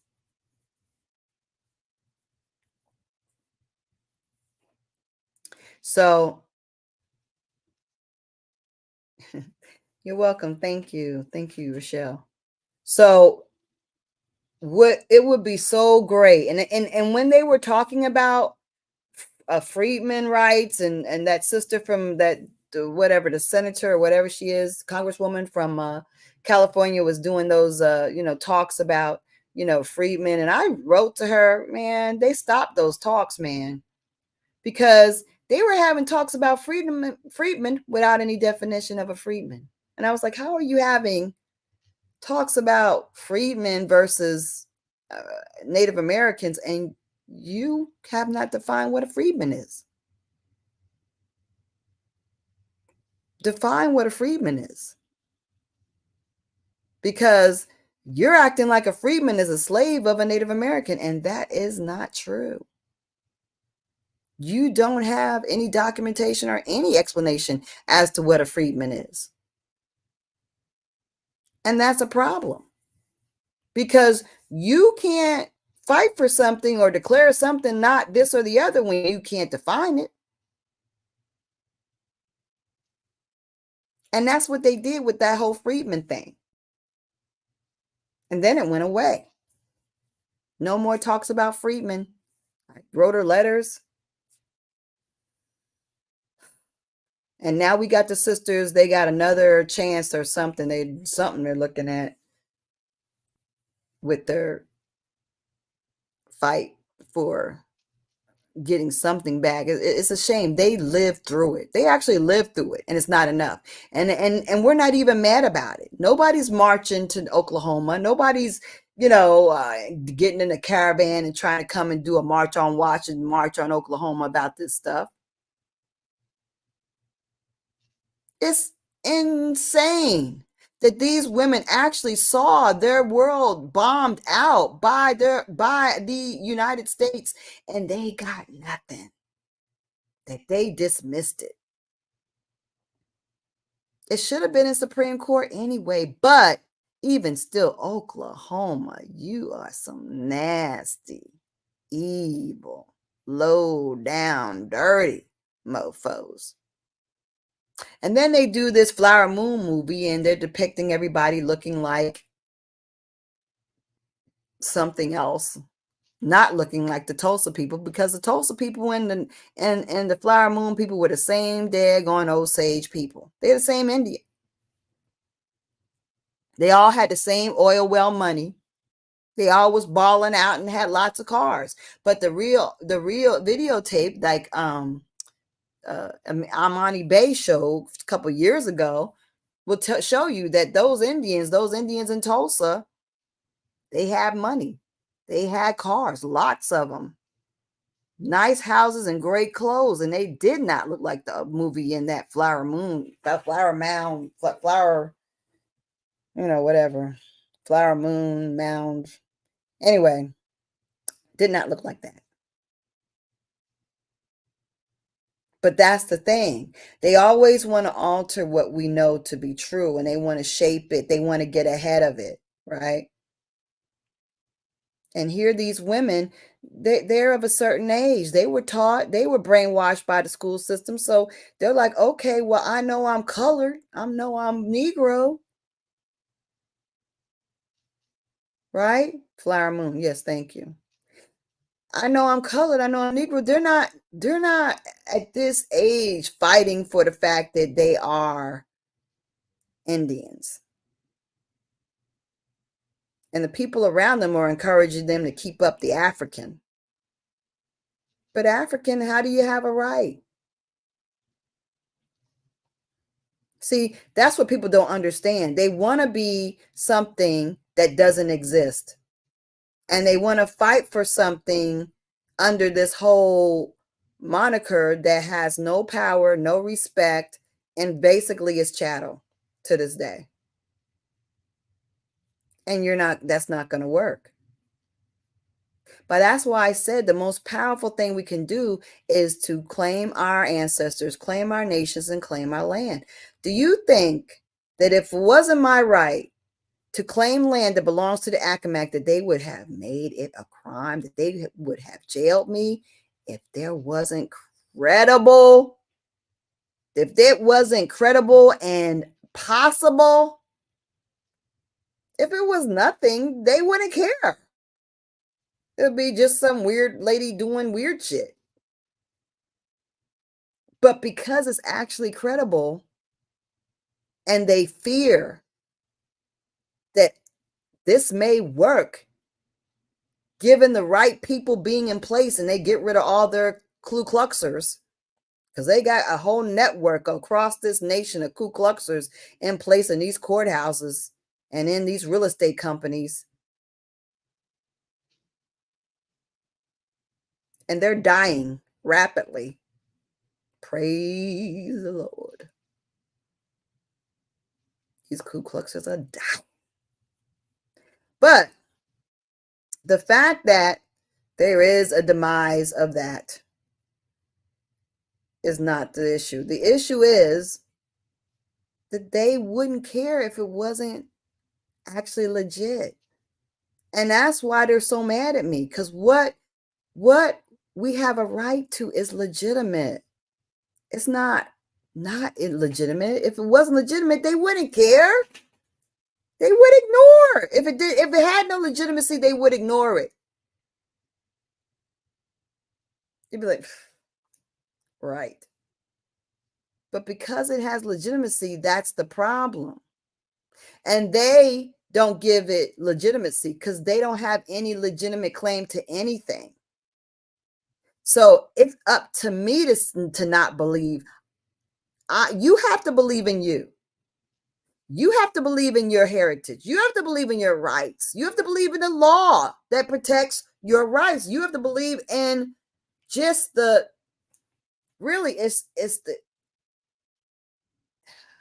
it's bigger than the law. It's the universe. The universe grants you the right to your land and to take care of the nature that is here. You got to trust that. You got to understand it. What you fight for is divine. It's higher than just, you gotta get some land for nothing. No, I'm trying to get some land for nothing. Y'all been stealing land for hundreds of years, lying. And then every time anybody raises their head to try to stop you, you try to massacre them. You try to lynch them. You try to destroy them. And you're acting like for nothing.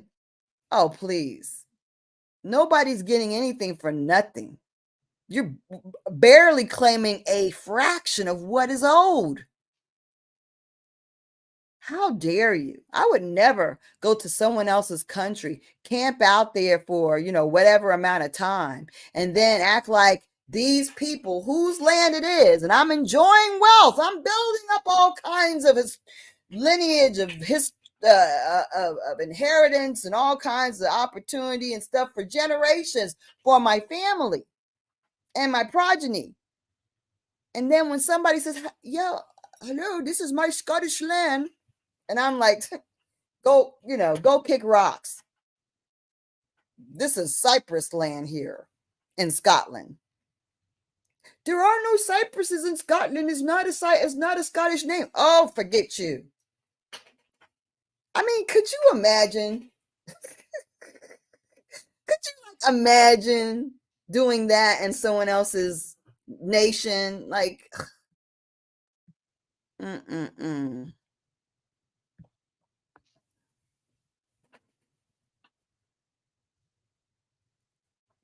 You know,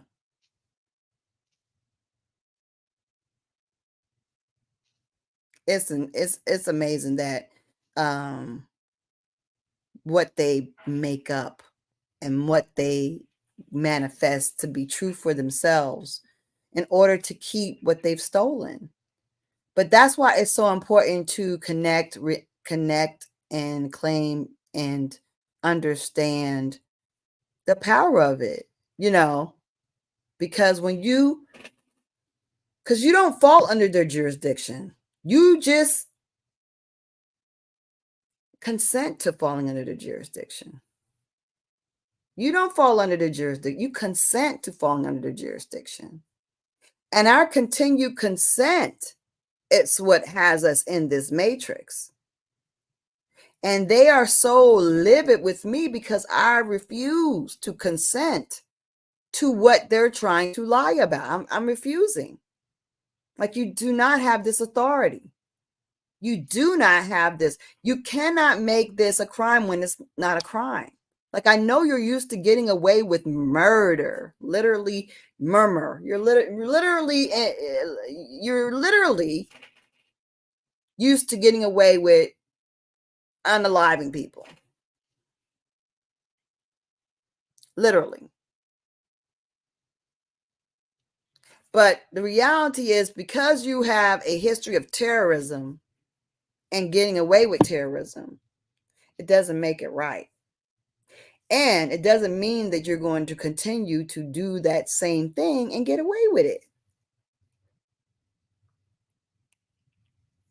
You're not going to be able to continue to get away with terrorism and win. And that's the problem.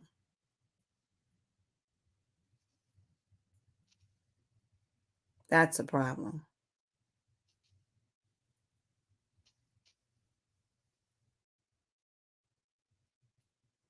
But the reality is that you have to, like, it's just one step at a time. Like I said, whether it's getting your programs from a funeral, whether it's talking to the one who does the most genealogy that's connected to your people, whether it's, just starting a little bit of research yourself.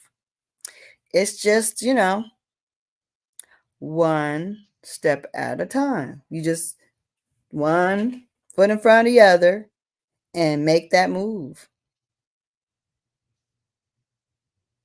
All right. So, like I said, if you have Powhatan ancestors, you're really saying you have Accomack ancestors, because Powhatan was an Accomack, and the Accomacks made Chief Powhatan and Pocahontas. So, yeah. Well, do your research. We're opening up enrollment, and we have our process. We have our enrollment. We also have our special genealogist that look at your genealogy and check it out, and we have an affidavit process, and all of that. We go through all of that, and we're looking at opening up opening up the Confederacy once again. Let's get this Confederacy back. Let's build, because a lot of people are out there just claiming, general things, when it's really important that we are specific, and it's really important that we are united, because we want to be able to, make moves. We want to, you want to make moves, and you want to be able to move in a way that's powerful and well documented. That's what I mean. Let's be able to move in power, move in a way that's well documented. And then when we do make our claims, which we are making claims, that's not one of the barriers. The barriers are just the fight. The barriers are just the fact that they don't want to give up, and you're going for something that they don't want to let go of. That's the barrier. But when you're doing something no one has been doing, and you're fighting for something that no one has been fighting for, you're going to face that kind of stuff. So you just got to be prepared and just keep the faith. You got to be fearless and just keep on plugging. Yeah, a lot of people are a little bit of everything. But I usually tell people in that case, like I said, you can combine, or you can go with what the ancestors are saying. Because, certain people want to be found and claimed more than others oftentimes. And so sometimes you got to go with the push and pull. Who's pulling and pushing the most to make things happen? Now, my dad's ancestor was the one who was like rally calling me to get this nation, get this nation back on its feet, make some tracks with this nation. However, my mom's people, both her parents were the people that okay, well, yeah, if you want to enroll, and let me know. Just contact me via the website acamac.org, and the contacts, it goes right to me, and we'll get that process started. We'll start looking at it. Give me what your information. I'll ask you for what I need, and then we'll hook you up and get some things rolling. Because the main name of the game is for the more of us that are actually under our right ID, and we're under the right protection, the better it's going to be for all of us. So that's real important.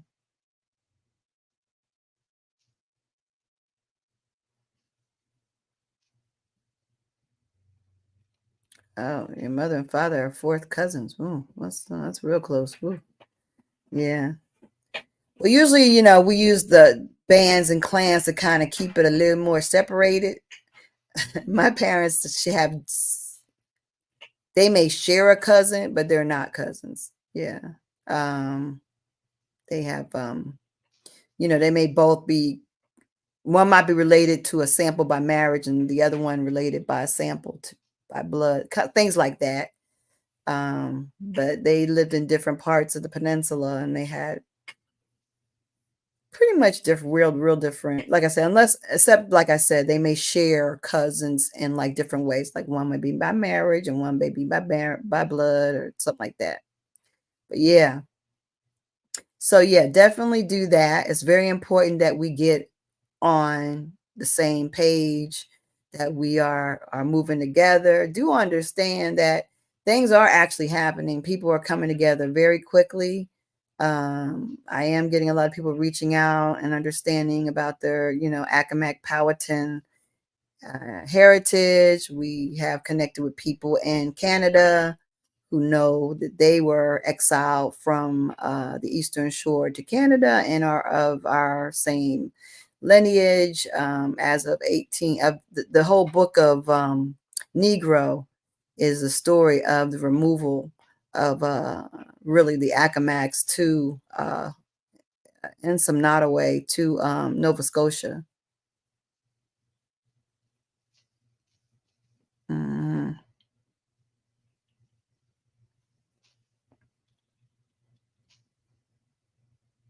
Okay, I probably would. Yeah, they probably do. Like I said, it's surprising how much we have that actually brings us all together. Like even like with a lot of people like Kerry Davis. Um, I did his genealogy. We looked at his people in Alabama, but it turns out Kerry Davis's people from Haynesville, Alabama, actually the Lettahatchee, which we realize his kinfolk actually are Lettahatchee Indians over there, Catawba Lettahatchee Catawbas. Um, they actually originated as Powhatans in Virginia.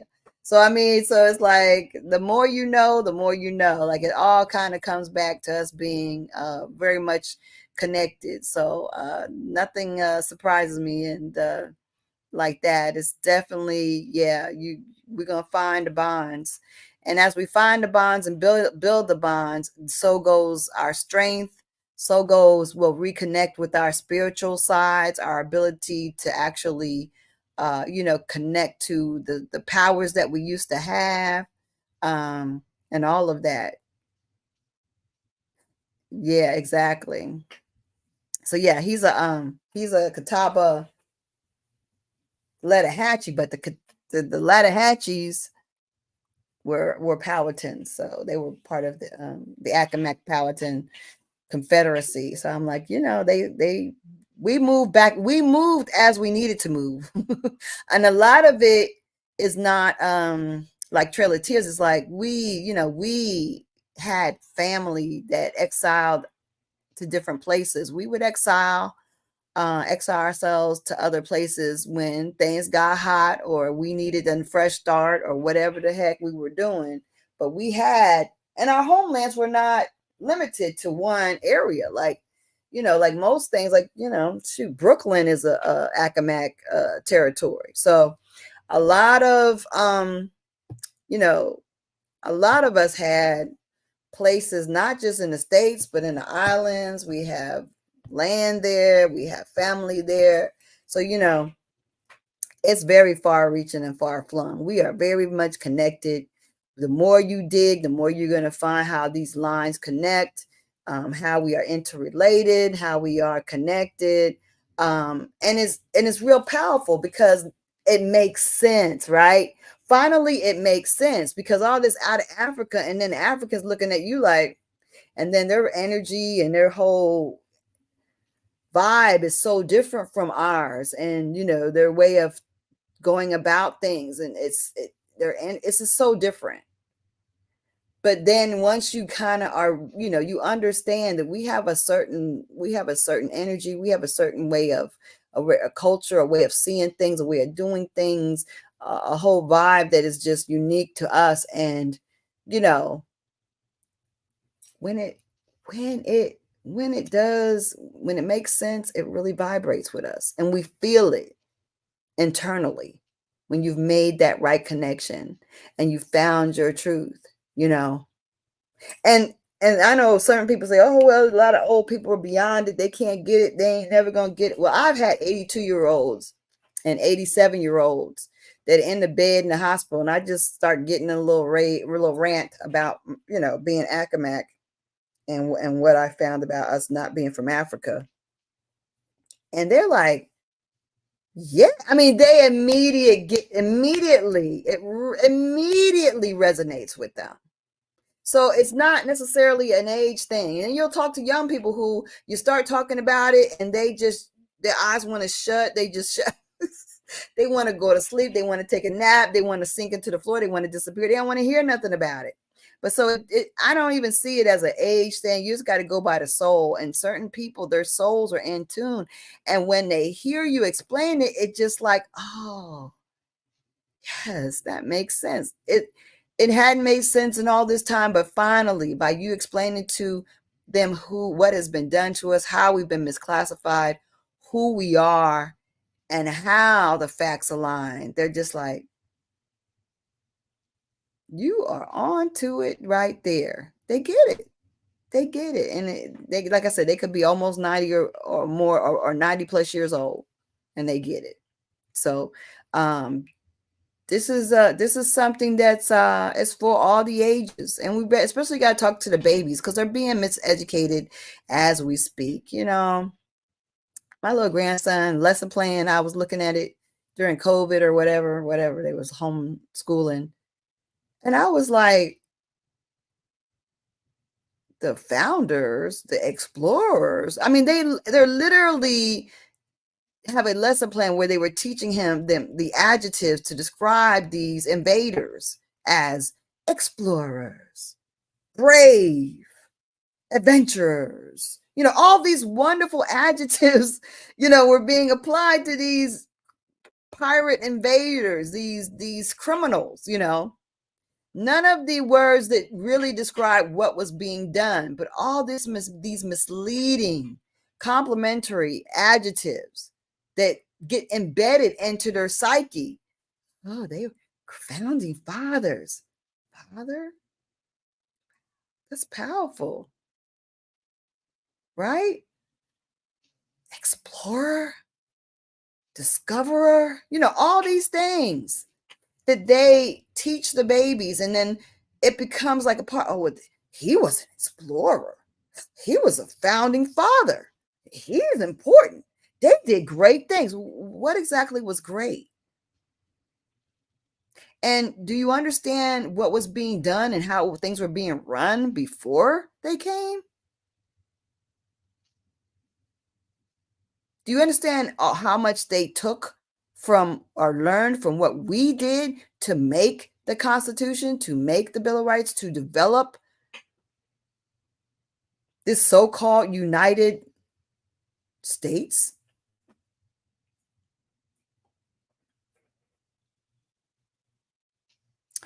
See, that's the thing. It's like, how in the world, that's the most important thing, is we need to be a barrier to the lies that are being taught to the babies. Because the babies, they're just learning now. And they've got all this misinformation. They got Wakanda at the Williamsburg Museum. They got costumes from Wakanda at the Williamsburg Museum, Jamestown, and Wakanda all together. I mean, think about it. Who puts... They're trying any kind of manipulation to draw people in and romance us into ignorance. Romancing you into ignorance by any means necessary. Even pulling out a fictional movie, having the costumes on display to attract the youth and the older people. Anything to mystify you and to be like, yeah, Wakanda, Africa, to make you accept it. Anything to make it more palatable, right? To accept the misinformation. That's so crooked and deceptive. But they're not beyond anything. They will lie, cheat, and steal.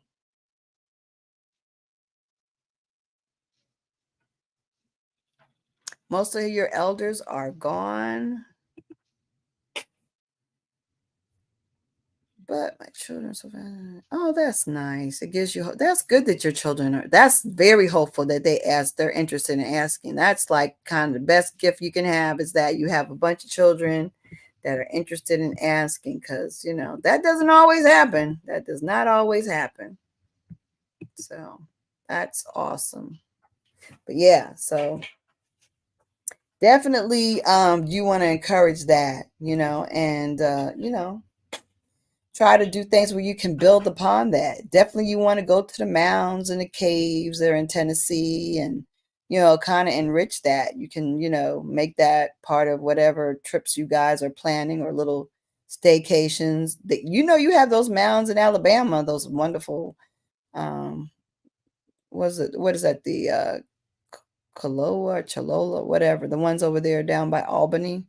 Those are amazing mounds. I haven't been down to those, and I definitely want to take a trip soon to those. Of course, I've been to the ones up in Georgia, and just found a very small mound in Virginia, which was strange. But yeah, we need to make sure that we do our best to move forward, claiming our ancestors, claiming our nation, and claiming our land, and coming together. Like I said, we are opening enrollment for the Accomack, the Powhatans. We want to make sure that people have a place to land. We want to make sure that we're gathering up people and supporting each other and being free and having the restitution and the wealth that is owed us. You grew up in where? A town... Creek Indian Mountain. Oh yeah. Okay. See, so and it's so funny. So we grow up in these things, and because of how we're educated, we don't consider that us. Because why? Because that's how we're educated. That we don't see that as us. Just like the people on the Eastern Shore grow up hearing about the Genghis Khan and Accomack Indians, and they don't. They kind of know, they knew, but then they didn't. And it's a whole thing of like, you're afraid. And why are you afraid? You're afraid because of the way these Ku Kluxers act towards me. I mean, there's a reason you should be a little. I mean, I don't think you should be concerned because it's like their time is up. Like I said, their demise is on the way. But the reality is that they are evil and they are demonic and they lie, cheat, steal, or do whatever because they are desperate to take what is not theirs and they're desperate to keep what is not theirs. And they hate us because they're not us, and they hate us because they know we actually have a right to take away what they've stolen. And they feel that is a major threat, and it's not a major threat, it's a promise. Like you've stolen, and you can't keep the stolen property. I'm sorry. It's not my decision. It's a divine decision. Time is up. Anybody have anything else to share? I'm going to end it now.